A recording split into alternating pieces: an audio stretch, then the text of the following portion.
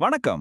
ஒரு கம்பெனி ஆட்கள வேலைய விட்டு தூக்கும்போது நமக்கு அது வெறும் ஒரு நியூஸ் தான். ஆனா, அந்த ஒரு முடிவுக்கு பின்னாடி என்னெல்லாம் நடக்குதுன்னு என்னைக்காவது யோசிச்சிருக்கீங்களா?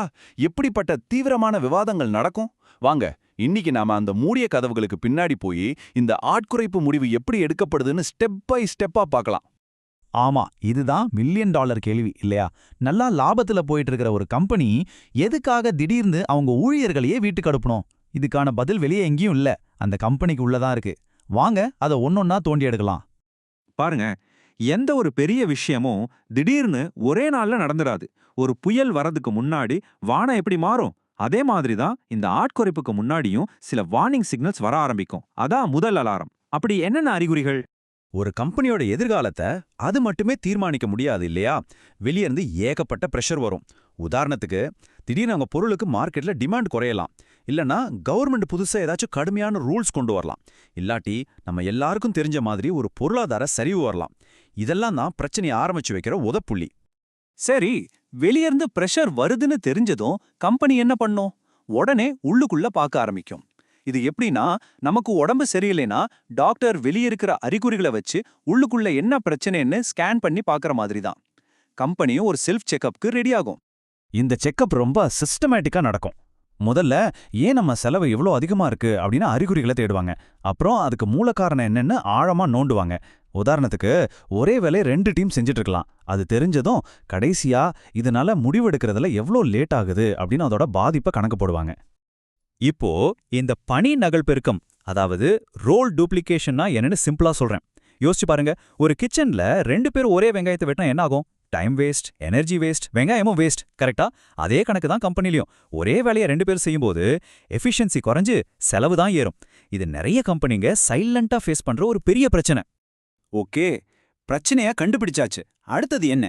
அது சரி பண்றதுக்கு ஒரு வலுவான கேஸ் பில்ட் பண்ணணும். இது சும்மா நமக்கு ஒரு பிரச்சனை இருக்குன்னு சொல்றதோட நிக்காது. இந்த பிரச்சனையால நமக்கு எவ்வளோ நஷ்டம் ஆகுதுன்னு நம்பர்ஸ்ல டேட்டாவோட எடுத்து வைக்கிற ஒரு முக்கியமான கட்டம் இது.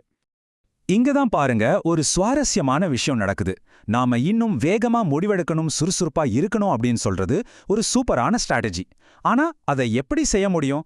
அதுக்கு ஒரே வழி, மேனேஜ்மெண்ட்ல இருக்கிற பல லேயர்ஸை குறைக்கிறது தான். பாத்தீங்களா எப்படி ஒரு பெரிய லட்சியம் ஆட்குறைப்புங்கிற ஒரு ரொம்ப கஷ்டமான முடிவோட நேரடியா கனெக்ட் ஆகுதுன்னு? இப்போ நம்பர்ஸ் பேச ஆரம்பிக்கும். உதாரணத்துக்கு, கம்பெனியோட தற்போதைய செலவு $100 மில்லியன் வச்சுக்கலாம். இதுதான் ஸ்டார்டிங் பாயிண்ட். ஆனா அவங்களோட டார்கெட் என்ன தெரியுமா?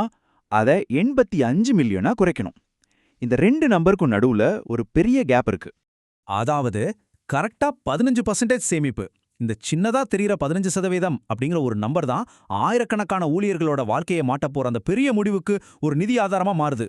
எல்லாருக்கும் இந்த கேள்வி வரும், ஆட்குறைப்பு பண்ணாம வேற வழியே இல்லையா? அவங்க இதை யோசிக்கவே இல்லையா? நிச்சயமா யோசிச்சாங்க. இது அவங்க எடுத்த ஆப்ஷன் கிடையாது. இந்த டேபிள பாத்தீங்கன்னா ஒரு கதை புரியும்.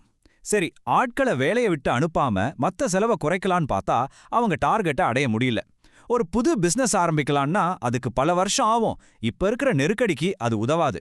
இப்படி ஒவ்வொரு வழியா யோசிச்சு அதெல்லாம் செட் ஆகாதுன்னு தெரிஞ்ச பிறகுதான் வேற வழியே இல்லாம இந்த கஷ்டமான முடிவிட்டு தள்ளப்படுறாங்க. ஒரு குளத்துல கல்ல போட்டா சின்ன சின்ன அலைகள் வரும். ஆனா இந்த ஆட்குறைப்புங்கிற முடிவு ஒரு கல்லு கிடையாது. அது ஒரு பெரிய அதிர்வலை. அது கம்பெனில வேலை செய்யறவங்கள மட்டும் இல்லாம கஸ்டமர்ஸ், இன்வெஸ்டர்ஸ்னு எல்லாரையுமே பாதிக்கும்.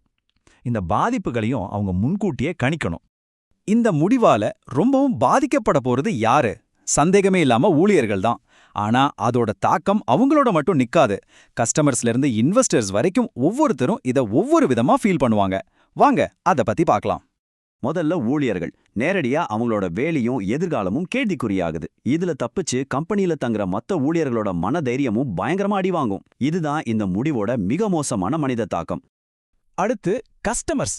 யோசிச்சு பாருங்க, உங்களுக்கு ஒரு பிரச்சனைன்னு கஸ்டமர் கேருக்கு கால் பண்ணா யாரும் ஃபோன் எடுக்கலைன்னா எப்படி இருக்கும்? வேலைக்கு ஆள் குறையும் போது சேவையோட தரமும் குறைய வாய்ப்பு இருக்கு. இது பல வருஷமா கம்பெனி சம்பாதிச்ச நல்ல பேரை சில மாசத்துல கெடுத்துரும். ஆனா இன்வெஸ்டர்ஸ் கண்ணோட்டத்துல இது ஒரு நல்ல நியூஸா கூட தெரியலாம். ஏன்னா செலவு குறைஞ்சா லாபம் அதிகமாகும். அப்போ ஷேர் மார்க்கெட்ல கம்பெனியோட மதிப்பும் உயரும். இங்க தான் பாருங்க, ஊழியர்களோட நலனுக்கும் முதலீட்டாளர்களோட லாபத்துக்கும் நடுவுல இருக்கிற அந்த பெரிய வித்தியாசம் பளிச்சுன்னு தெரியுது. ஆனா இந்த முடிவுல ஏகப்பட்ட ரிஸ்க் இருக்கு. இந்த கோட் அதை தெளிவா சொல்லுது. பல வருஷ அனுபவம் உள்ள ஊழியர்கள் வெளியில போகும்போது அவங்களோட சேர்ந்து கம்பெனியோட அறிவும் வெளியே போகுது. வேலையோட வேகம் குறையும், சட்ட ரீதியான சிக்கல்கள் வரலாம். இந்த மாதிரி எல்லா ரிஸ்கையும் முன்கூட்டியே பிளான் பண்ணி சமாளிக்கணும். சரி, இவ்ளோ கஷ்டமான வலி நிறைஞ்ச ஒரு ப்ராசஸ்க்கு அப்புறம் கம்பெனி என்னத்த சாதிக்க நினைக்குது? இது வெறும் அழிவு மட்டும் இல்ல, ஒரு புது தொடக்கத்துக்கான அடித்தளம்னு அவங்க நம்புறாங்க. இந்த ரீஸ்ட்ரக்சரிங்க்கு அப்புறம் கம்பெனியோட ஃபியூச்சர் எப்படி இருக்கணும்னு அவங்களுக்கு ஒரு தெளிவான விஷன் இருக்கணும். இந்த டைம்லைன் அவங்களோட லாங் டேர்ம் பிளானை காட்டுது. சும்மா செலவு குறைக்கிறது மட்டும் இங்க நோக்கம் இல்ல. பாருங்க, 6 மாசத்துல ஃபினான்ஷியல் டார்கெட்டை தொடணும், 1 வருஷத்துல கம்பெனி இன்னும் திறமையா இயங்கணும், 2 வருஷத்துல ஒரு புது வலுவான கம்பெனியா அடுத்த கட்ட வளர்ச்சிக்கு தயாரா இருக்கணும். இதுதான் அவங்க பேப்பர்ல எழுதி வச்சிருக்கிற கனவு. கடைசியா இந்த ஒரு கேள்வியோட நான் உங்களை சிந்திக்க வைக்க விரும்புறேன்.